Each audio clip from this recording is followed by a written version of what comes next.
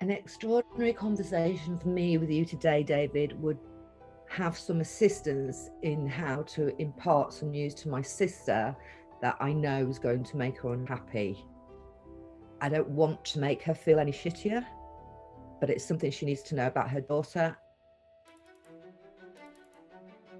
The story you're about to hear is real.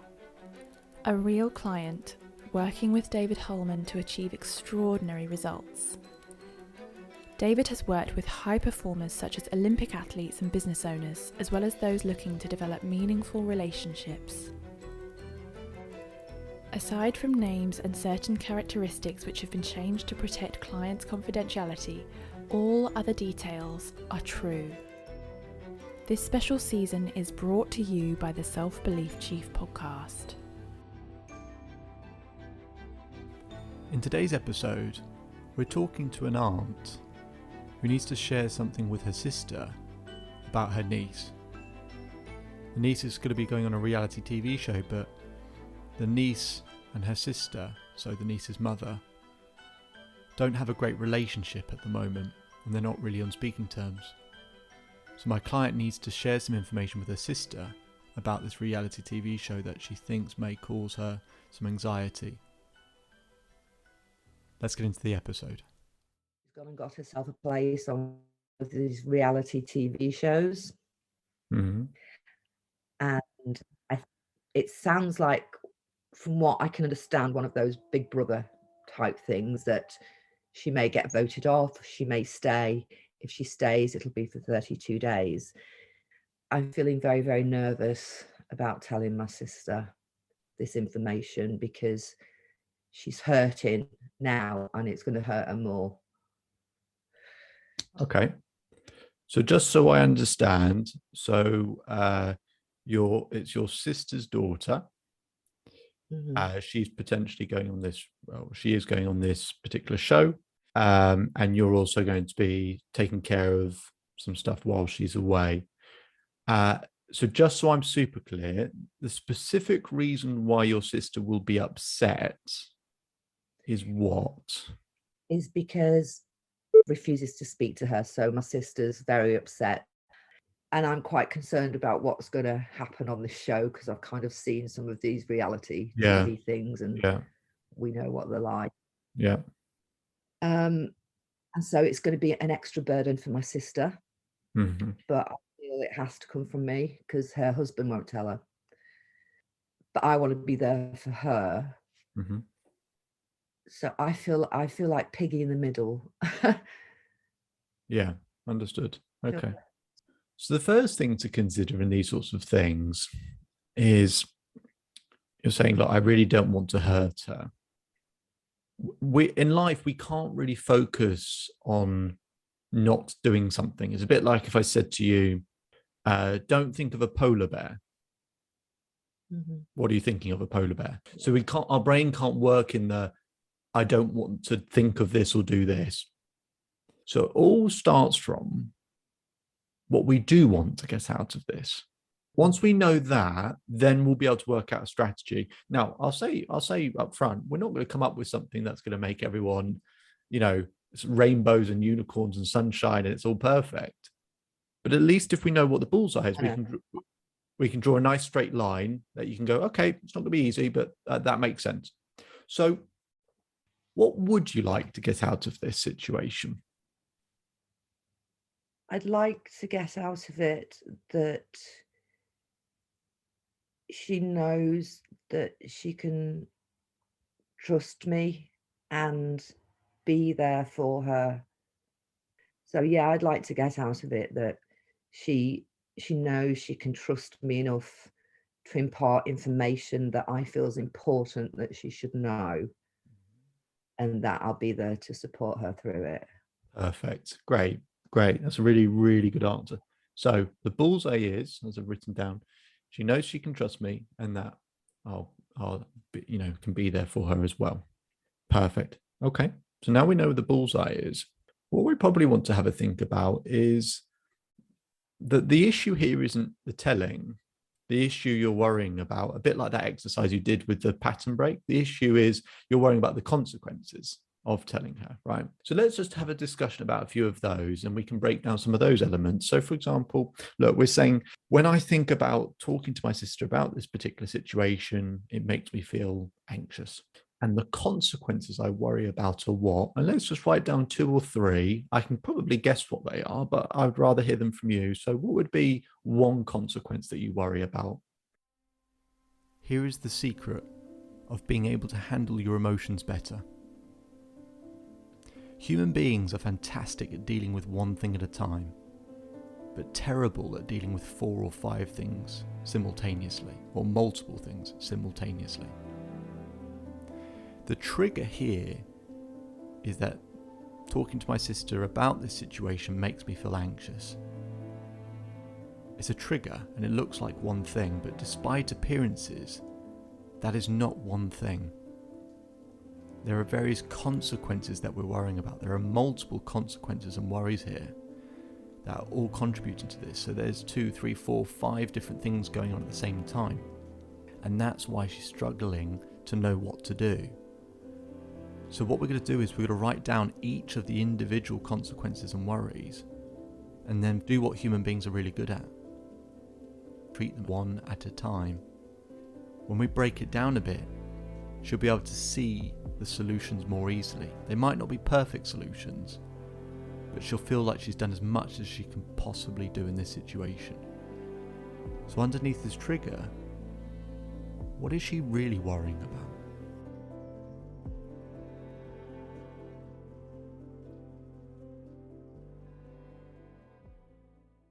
Okay. One would be that, given the fragility of our reparation, it may affect that. Okay. So we're sort of saying, look, if I have to tell this news and worrying about that, we've just about got on a good footing again.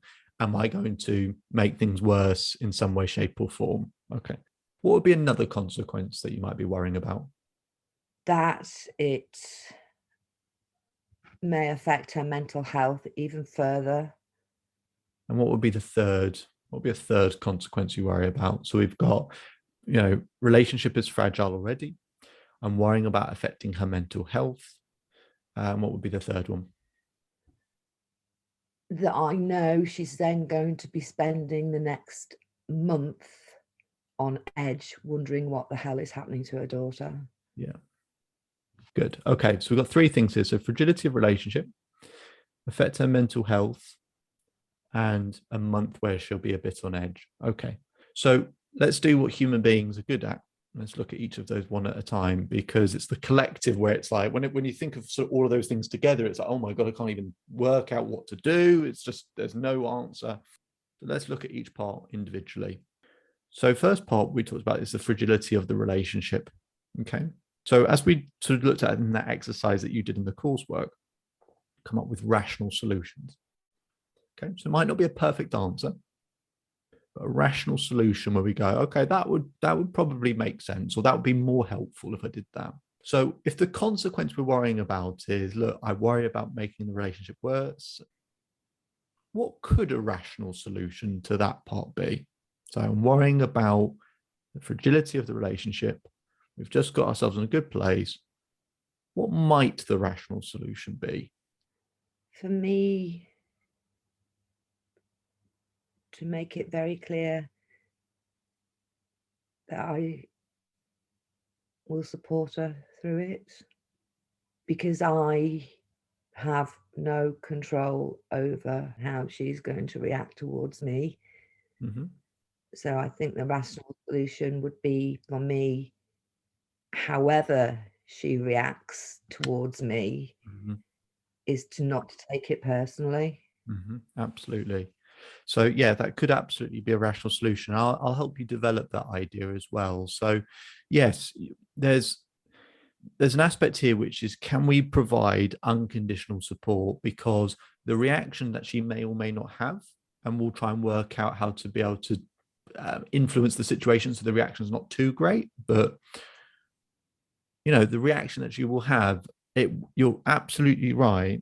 In the grand scheme of things, it will have very little, if not absolutely nothing to do with you in this situation. And we all take way too much credit for thinking that things and ways people react are about us. Way too much credit. Way too much credit. It's not really about us, how people react, because if someone's life is going awesome, how do you think they'll react? Right. So it's always about the state that someone is in. So when we talk about support, then we've got to ask ourselves the question, well, what is support? And the thing is that what most people do is most people support in the way they would like to be supported. So we need to have a think about what is the type of support that she would value. Feeling of connection, some people, and touch, some people it's words of affirmation. We could talk about love language, talk about all sorts of different things. Someone else I spoke to a while back who said, look, I really want to help my sibling. Some of the stuff we've been doing is so interesting and helpful. I just think it'd be so helpful for this person to hear it, but I don't know how to share this information that she really needs. And I said to her, people don't appreciate what you understand. They appreciate when they feel understood. I said, don't try and fix, help, solve. That person does not want it. They want to feel understood. Yeah. So part of this support isn't, oh my God, how can I accumulate all the resources and do the right thing? It's how do I make her feel understood? And part of that understanding is understanding the type of support that would be helpful to her and that she would need. So let's explore that just for a moment and go, okay, what ways can we make her feel understood, and in what ways would she best feel supported? Not being a parent myself, I don't think I will totally be able to understand how she feels. However, as an aunt, I can understand the worry and the concern. And so, therefore, I think that is how perhaps I can convey to my sister that I understand her. Because whilst I'm not her and whilst Eve's not my daughter, that I also do have those potential same concerns.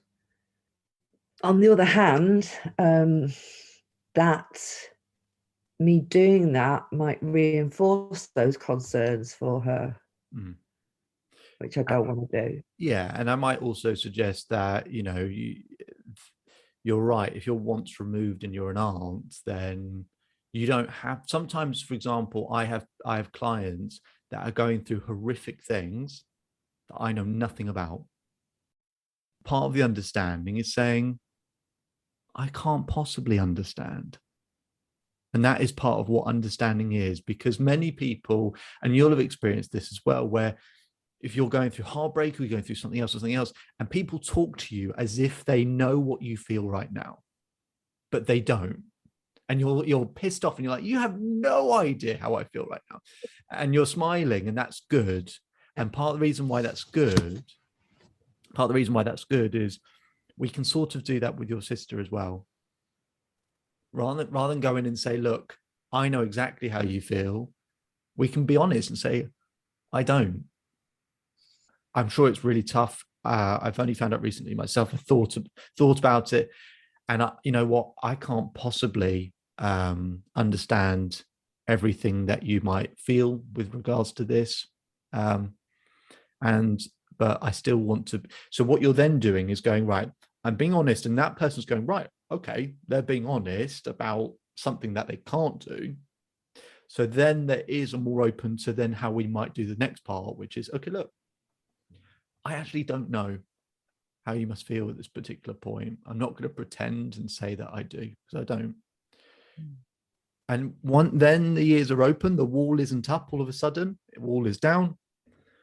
Then in terms of bringing to offer that support and provide that support, it's not coming from a place of, I would know how to deal with this situation, so let me tell you how to do it. It's, I don't. But you know what? I can still offer you this regardless. And that person can take it, they can leave it, they can use it. So let's go back to the question of how we think your sister would like support, or how do you think she likes support, to be supported in general. What would you say? Is it to do with the words someone says? Is it to do with physical touch? Is it to do with a gesture? What ways do you think she likes to feel supported, or feel loved is probably a better word, actually? Yeah, she feels loved when she feels heard. Good. Yeah. So what that sort of says is, and helpful, especially when we don't know the right things to say, is keep our mouth closed. So part of that is just being able to give people that wide berth. And actually, a lot of, I've had sessions with people where someone has talked for an hour. I've said absolutely nothing. And that person goes, "Oh, that was so helpful. Thank you so much." And I'm sort of like, what? I've done absolutely nothing. But to your point, you're absolutely right. Sometimes it's just that ability to feel heard. So that fragility of the relationship can be managed by saying, look, I'm not sitting here as a martyr and saying, I know exactly how you should feel and here's what to do, because as you've just said, that's not what she wants anyway. It's doing it from that place of, look, I want to share some news.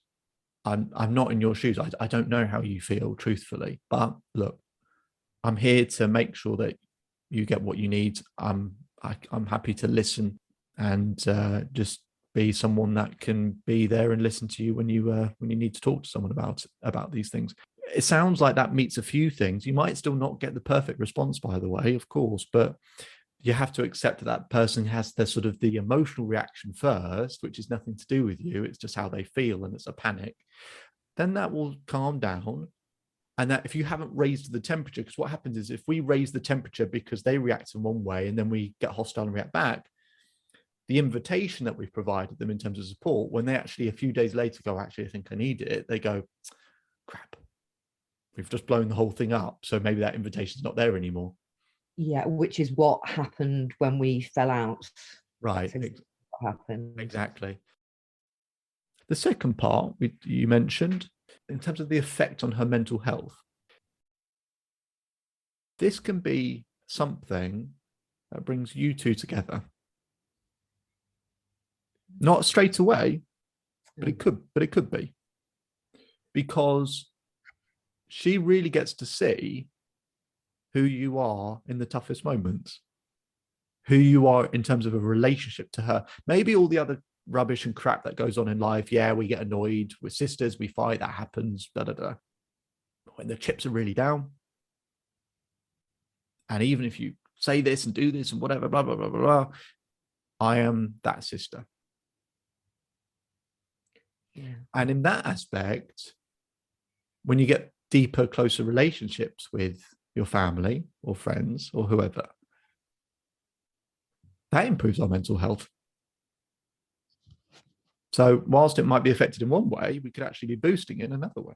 Regardless of all of that, I'm much more interested in terms of your thoughts and opinions. So in terms of our worry and consequence of, would it affect her mental health in some way, shape or form? It might. No, it might upset her, it might make her worry, and that's all fine. What do you think a rational solution could be to that aspect in terms of it affecting her mental health? What could a rational solution to that be? That's quite a difficult one, because my worry at the minute is that she may end up in that place that I was in when I first spoke to you. Mm-hmm. And I so don't want that for her. Mm-hmm. I actually can't think of an answer.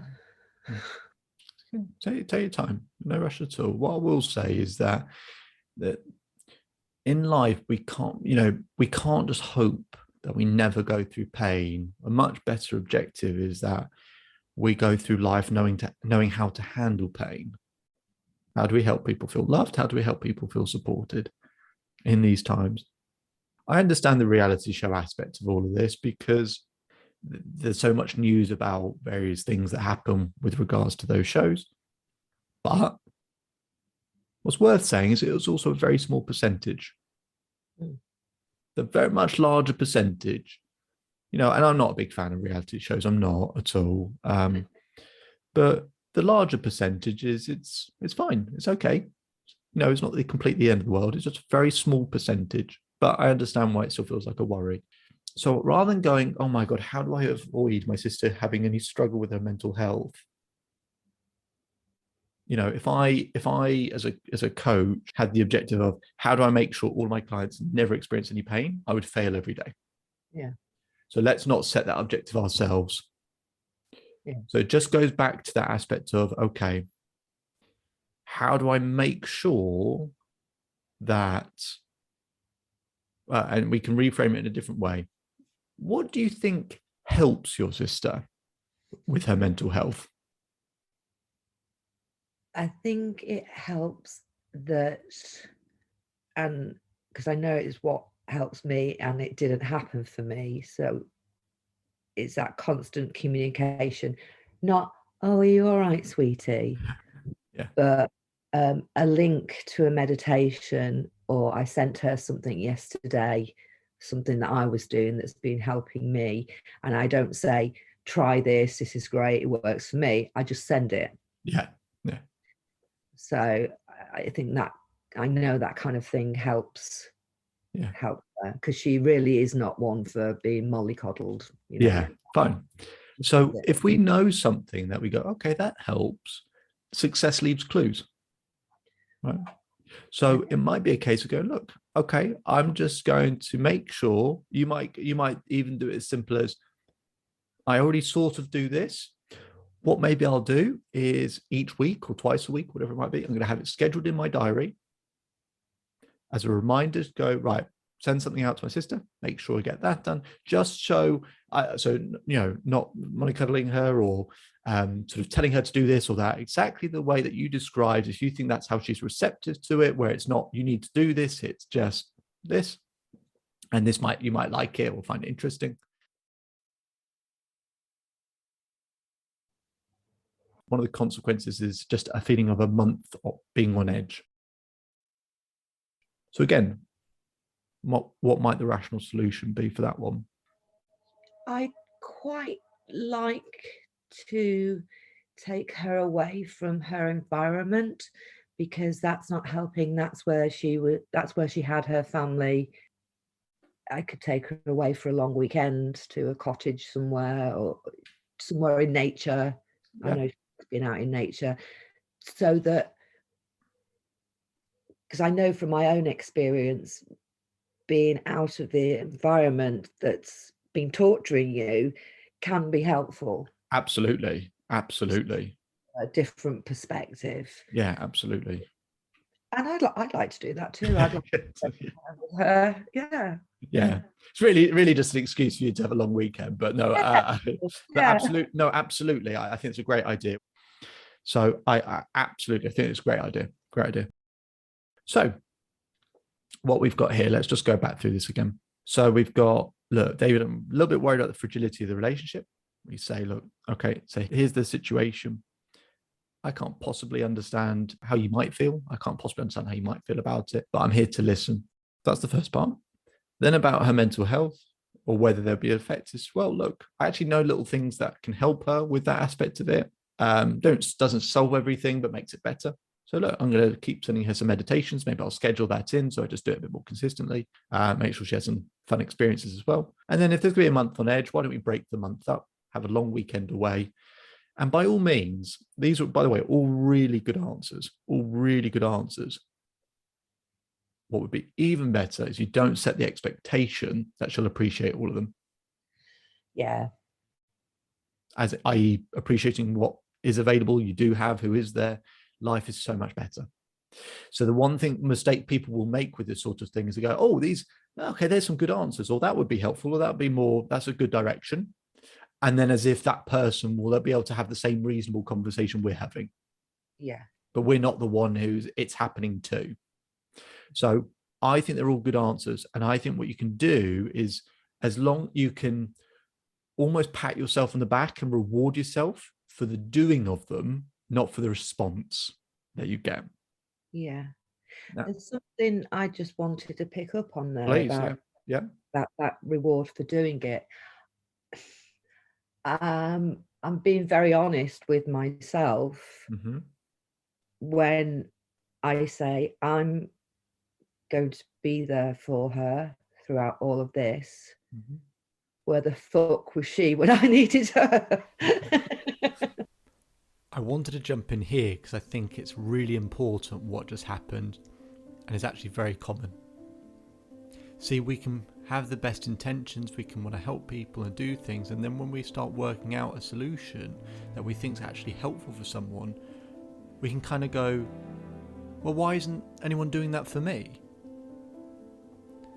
I want to show the client that that's not her, that's a different voice, and I want to explain where that voice is coming through from, and actually what part of the brain provides this type of feedback. We don't like to think in these terms, but we have that voice that says things like this. Now, I could go into a much longer, deeper conversation with her about why she feels that way, and it'll be worth me doing that. But I actually just want to separate it out so that she can not respond and react to that voice and use that voice that says, why is no one doing this for me? Because that will interfere and affect the conversation she will go to have with her sister.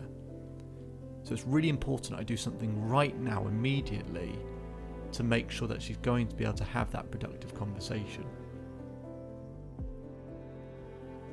That voice from the client that just said, why the fuck did she not do this for me? That would have come from the limbic, a very small, tiny piece of the brain. It might even be described as where our irrational thought process comes from. So I'm just going to tell her a little bit more about that and see what she thinks.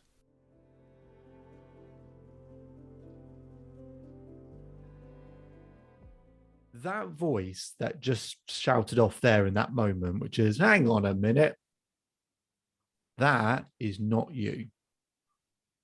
Okay. That is a tiny piece of your brain that goes into survival mode. That part of your brain that just shouted off there is something that goes, well, hang on, for me to survive, not really, but once upon a time this was the case, to survive, I need this trading aspect here. I need to do things, and this person needs to do things for me, and back and forth, back and forth. That needs to happen. That's not true anymore, but our brain is built the same way. Anytime you have that response you've just had, I want you to imagine it's a tiny piece of your brain that you've taken out and you put over here, and it's not you. And I want you to think of, did you have a favorite, I don't know, did you have a favorite toy when you were younger, or a cartoon character, or something when you were younger or little that was just your favorite show? What would that be? Who would that be? It would be Snowy, my teddy bear. Snowy the teddy bear. Okay. This piece of brain is called Snowy the teddy bear. Okay. It's got a good smile on your face, which is great. The reason why that will help, and help with lots of different aspects of life, by the way, is when it feels like it's us saying these things, it feels very threatening and very intense. It makes me feel bad. And makes you feel bad. But when it's Snowy the teddy bear saying it to us, Yeah. we don't really care. I call it Thomas the Tank Engine. If Thomas the Tank Engine goes, oh, I'm really worried about this, and maybe you're not good at this, and oh my God, what's going to happen here? It's Thomas the Tank Engine. Okay, cool. Right. Thank you, Thomas. Right. And the threat goes. Now there's no threat, and it turns it back into, let me work with Thomas the Tank Engine. Right. Instead of working against myself, let me work with something else. So that piece of your brain that did that happens to everyone. Everyone does that. Everyone has that, but it's not you. And the better that you can be over time of starting to genuinely see that as not you, and that it's Snowy the teddy bear. I like that. Yeah, good. It's Snowy the teddy bear. And even in this whole thing we're talking about today, and the worries and anxiety around it or anything like that, any of those fears and feelings is Snowy the teddy bear. And Snowy the teddy bear will make sure it's okay. And Snowy the teddy bear only has one purpose, and one purpose only. Yeah, I feel good about it now. I feel better. I feel calmer. And I feel that I can help. So in that session, we took the trigger, the thing that was bothering her, We actually broke it down by the consequences and worries, because that's the stuff that's really going on. And then we handled each piece individually. She now has the strategies that she thinks can best influence the situation. She can't control how the other person will react, but she can influence it as best as she can. But she's also got that small way of describing that piece of the brain, just in case it does feel like it's scared or panicky or concerned about something or angry. Just a way for her to calm that back down again. It's a very simple exercise and something that you can do with anything that you're worrying about at the moment. Because we all have worries, right? My name is David Holman. If you change today, today will change your life. So enjoy the rest of your day, enjoy the rest of your life, and I'll speak to you again soon.